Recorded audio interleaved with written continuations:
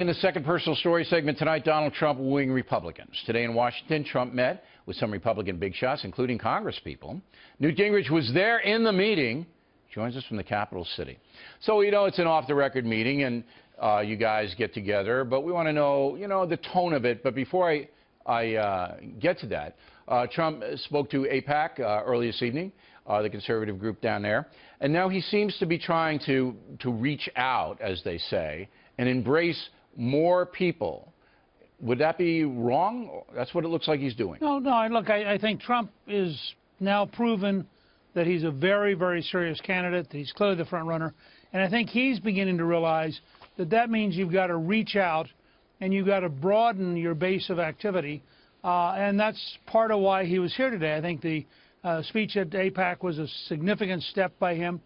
He's also, I think, going to be taking some other steps that are designed to say, particularly to conservatives, look, you can rely on me. Here are some indications of how serious I am. And he's assembling a team. He talked to the Washington Post today about foreign policy advisors, released 6 names of pretty substantive people who would be widely recognized as having real experience. And I think the tone in the meeting I was in, that Callista and I went to as old friends, and there were a number of people there who've endorsed him. There are other people who are just interested in learning what's going on. But the tone was practical, workmanlike. This is the Donald Trump who knows how to sit down with bankers and knows how to sit down with people who are interested in large deals. He was trying to seduce you guys. He was trying to make you believe that he has the right stuff to be president. That's what they all do. But isn't that the job of a presidential candidate? What? Isn't that the job of a presidential candidate? I don't know. I'm not your world. I mean, my world is I just, tell the truth and as I see it and try to solve problems. Trump has run a generalist campaign, not a specific campaign. Right. And the general themes have put him in a position to win the nomination. And I think that was a very smart thing to do. He caught the wave of anger. He saw what was happening. He did it better than anybody else by far.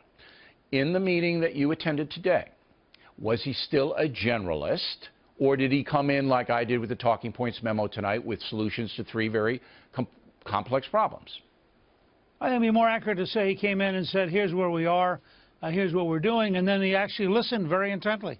You had some 20 people in that room who were quite substantive people who were talking to him about specific ideas, specific suggestions, and he clearly was paying attention. He is a much better listener in that kind of a setting than people who just see him on the stage would think. And I think he was trying to absorb. The number one message is really simple. You cannot be an effective president unless you find some way to get things to work in Washington. Jimmy Carter tried it. It doesn't work. You can't be a pure outsider. And I think that Trump came in having learned from Obama's failures, and I would not be at all surprised to see him come back a number of times this spring to meet with a wide range of people to begin to find a way to accommodate each other and to work together. He has very big, bold ideas, but getting them done is going to take very practical work with members of the Congress. Now, did you give him any advice? None that I'm going to share with you, Bill. Come on. I didn't ask you to share it with me. I know you're not a sharing kind of guy. Did you give him any advice? Well, look, Trump is an old friend for both Callista and me, and we've talked with him for a long time. But I always remind people, I'm very close to John Kasich. I talk regularly with Cruz.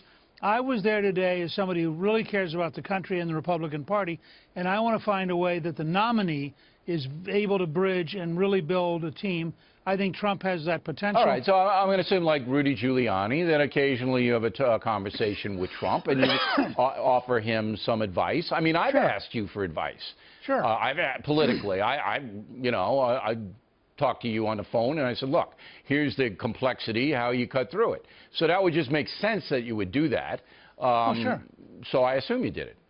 Yeah, look, I think anybody who has the guts to run for president ought to have the right to call on virtually any citizen and say, what do you think? How'd you do it differently? But I'll tell you something that may surprise you.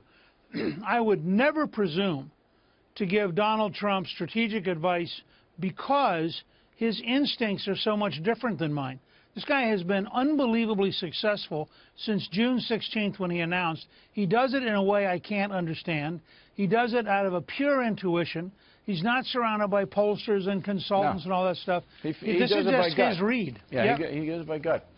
All right, Mr. Speaker, we appreciate it. Thanks for sharing.